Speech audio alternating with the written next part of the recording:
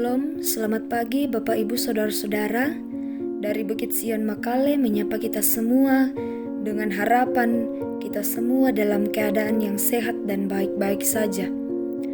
Mengawali aktivitas kita hari ini, kita akan membaca dan merenungkan firman Tuhan yang mengacu pada bacaan harian di Gereja Toraja, Kamis 1 Juli 2021 dari 2 Korintus pasal 8 ayat 16 sampai 24. 2 Korintus pasal 8 ayat 16 sampai 24. Namun sebelum membaca dan merenungkan firman Tuhan, mari kita berdoa. Bapa kami yang di sorga, kami sungguh mengucap syukur kepadamu atas penyertaan Tuhan yang boleh kami alami dan terus kami nikmati dalam kehidupan kami. Pada saat ini ya Tuhan, kami akan membaca firman-Mu dan merenungkannya. Kiranya firman-Mu yang akan kami baca dan renungkan pada saat ini dapat kami pahami dan boleh menjadi kekuatan bagi kami dalam menghadapi kehidupan yang Tuhan masih karuniakan bagi setiap kami.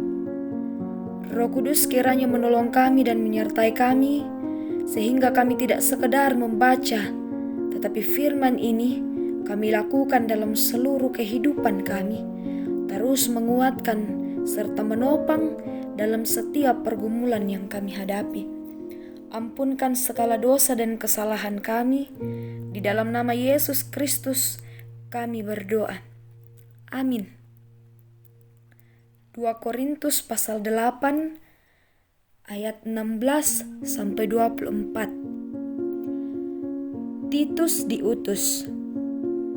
Syukur kepada Allah yang oleh karena kamu mengaruniakan kesungguhan yang demikian juga dalam hati Titus untuk membantu kamu. Memang ia menyambut anjuran kami, tetapi dalam kesungguhannya yang besar itu, ia dengan sukarela pergi kepada kamu.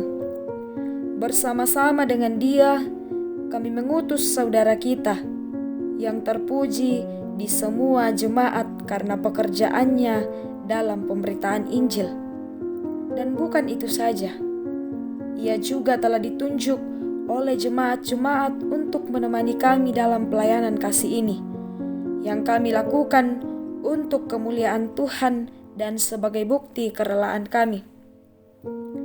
Sebab kami hendak menghindarkan hal ini, bahwa ada orang yang dapat mencela kami dalam hal pelayanan kasih yang kami lakukan dan yang hasilnya sebesar ini. Karena kami memikirkan yang baik, bukan hanya di hadapan Tuhan, tetapi juga di hadapan manusia. Bersama-sama dengan mereka, kami utus seorang lain lagi, yakni saudara kita yang telah beberapa kali kami uji dan ternyata selalu berusaha untuk membantu. Dan sekarang ia makin berusaha karena besarnya kepercayaannya kepada kamu. Titus adalah temanku yang bekerja bersama-sama dengan aku untuk kamu. Saudara-saudara kami yang lain itu adalah utusan jemaat-jemaat dan suatu kemuliaan bagi Kristus. Karena itu, tunjukkanlah kepada mereka di hadapan jemaat-jemaat bukti kasih-Mu dan bukti kemegahan-Ku atas kamu. Amin. Kita akan merenungkan satu tema, yaitu membangun kepercayaan. Membangun kepercayaan. Bapak, Ibu, dan Saudara, bacaan kita saat ini masih bagian dari kisah pengumpulan uang untuk jemaat di Yerusalem. Dalam upayanya membantu jemaat Yerusalem, Paulus sangat berhati-hati. Ia melibatkan banyak orang dalam mengumpulkan uang tersebut. Mereka yang diutus adalah orang-orang pilihan jemaat yang integritasnya teruji, yang penuh kerelaan untuk membantu. Rasul Paulus mencoba mengantisipasi kemungkinan munculnya ketidakpercayaan orang lain terhadap dirinya berkaitan dengan pengumpulan serta penggunaan uang bagi bantuan jemaat yang miskin di Yerusalem. Antisipasi ini dilakukan karena dia tidak ingin usaha tersebut dicela orang lain. Untuk membangun kepercayaan jemaat di Korintus, Paulus kemudian mengutus Titus dan 2 orang untuk mendampinginya. Titus adalah hamba Tuhan yang dikenal baik di kalangan jemaat di Korintus. Dan meskipun 2 orang yang mendampinginya tidak disebutkan namanya secara khusus, tetapi pastilah jemaat Korintus mengenal mereka dengan baik. Paulus menjelaskan bahwa dengan bepergian bersama-sama, maka tidak akan ada nada kecurigaan dan orang-orang akan mengetahui bahwa pemberian mereka ditangani secara jujur. Jemaat di Korintus tidak perlu khawatir bahwa para pembawa persembahan itu akan menyalahgunakan uang tersebut. Paulus memakai setiap sarana pengaman untuk menjaga integritas dalam pengumpulan uang bagi jemaat di Yerusalem itu. Paulus berusaha menghilangkan salah pengertian terkait pengumpulan uang. Ia menyadari bahwa perihal uang merupakan hal yang sensitif, apalagi uang milik orang banyak. Ada ungkapan yang mengatakan, tak ada hal yang lebih tepat untuk menjadikan orang mudah untuk mendapatkan tuduhan-tuduhan jahat, kecuali hal yang berkaitan dengan uang orang banyak. Sorotan seringkali mengarah tajam pada hal keuangan. Ia mengharapkan tidak ada salah paham soal uang, sehingga mencela pelayanan kasih yang dilakukan. Paulus mendasari dengan prinsip memikirkan atau mempertimbangkan dengan sungguh-sungguh untuk melakukan yang baik di hadapan Tuhan dan juga manusia. Artinya, di satu sisi taat dan mendengarkan kehendak Tuhan. Sisi yang lain mau mendengarkan pendapat orang lain. Bapak, Ibu, dan Saudara, apa yang dilakukan Paulus mengajarkan kita bahwa membangun kepercayaan itu sangat penting, terutama jika menyangkut keuangan dalam pelayanan. Sebagai hamba Tuhan dan anak-anak Tuhan yang dipercayakan untuk mengelola keuangan, ini menjadi satu prinsip penting yang bisa kita pelajari bersama-sama. Di satu pihak, biar setiap kita yang melayani Tuhan senantiasa menjaga diri kita untuk jujur dalam hal keuangan dan selalu ingat bahwa betapa berbahayanya godaan uang itu yang bisa merusak hidup dan pelayanan seseorang. Di pihak lain, kita juga jangan menjadi naif dan tidak waspada bahwa orang bisa menyebarkan gosip dan kalimat tidak benar jikalau mereka melihat ada celah untuk itu. Di dalam pengelolaan uang dalam gereja atau instansi-instansi tertentu, kita harus lakukan dengan sikap seperti ini.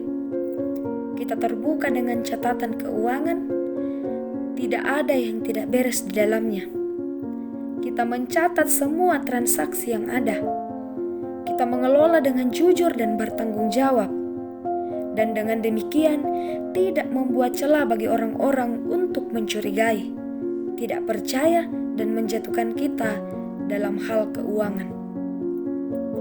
Kita perlu membangun kepercayaan orang lain di tengah-tengah dunia yang semakin sulit untuk menemukan orang-orang yang dapat dipercayai, terutama bila uang itu merupakan uang untuk pelayanan.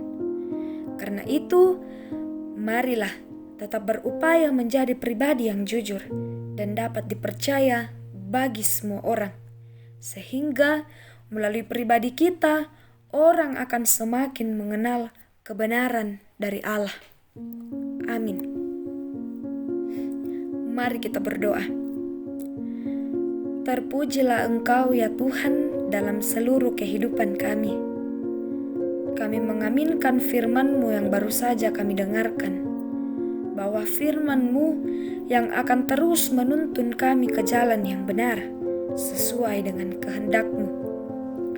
Berkatilah firman-Mu yang sudah kami dengarkan, Kiranya melalui kuasa Roh Kudus, kami boleh dimampukan melakukannya dalam seluruh kehidupan kami.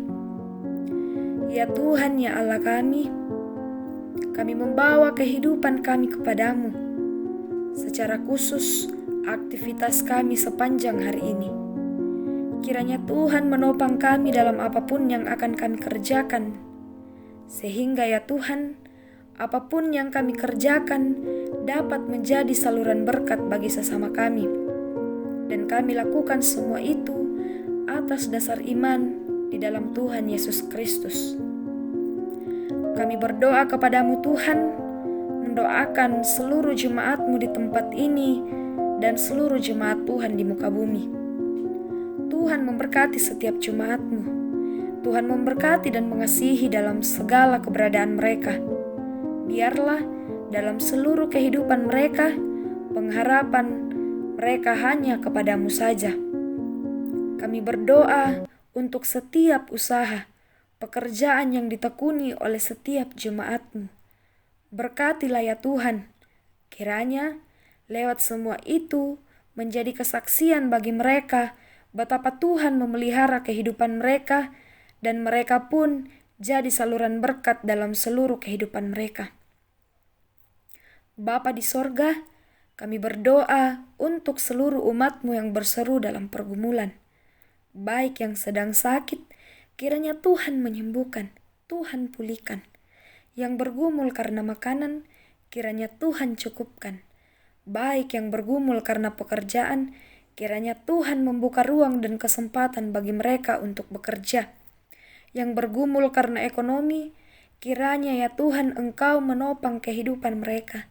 Baik yang bergumul karena masalah rumah tangga, kiranya Tuhan hadir di tengah-tengah kehidupan rumah tangga mereka. Yang bergumul karena pasangan hidup, kiranya Tuhan menunjukkan pasangan yang sepadan dan benar di dalam Tuhan. Bahkan kami berdoa untuk jemaat-Mu yang berduka cita. Tuhan, kiranya Engkau menghibur mereka, menguatkan mereka dalam duka cita yang dialami, sehingga pengharapan mereka terus dinyatakan hanya kepadamu saja. Kami juga berdoa untuk situasi dan kondisi negara dan bangsa kami saat ini. Kiranya Tuhan mengaruniakan damai bagi negara kami, walaupun kerusuhan terjadi di mana-mana, ketidakamanan terjadi di mana-mana. Tetapi kami yakin dan percaya Engkau berkuasa untuk apapun juga di muka bumi ini, dan karenanya kami memohon kepadamu, kiranya Tuhan mengaruniakan keadaan yang damai bagi bangsa dan negara kami. Kami berdoa untuk pemerintah kami, kiranya Tuhan mengaruniakan hikmat, kebijaksanaan, dan Tuhan terus memakai pemerintah kami untuk memerintah kami ke jalan yang benar. Kami berdoa untuk apapun yang akan kami lakukan dan rencanakan dalam seluruh kehidupan kami, kiranya semua boleh terjadi sesuai dengan kehendak-Mu. Karena sesungguhnya ya Tuhan, hidup kami arahkan hanya kepadamu saja. Inilah doa kami ya Tuhan, pengharapan kami, ungkapan syukur kami bawa kepadamu hanya di dalam nama Yesus Kristus dan Juru Selamat kami yang hidup. Amin. Demikianlah renungan kita. Selamat beraktivitas, Bapak, Ibu, dan saudara-saudara. Yakinlah bahwa kasih Tuhan terus bersama-sama dengan kita. Tuhan Yesus memberkati kita semua.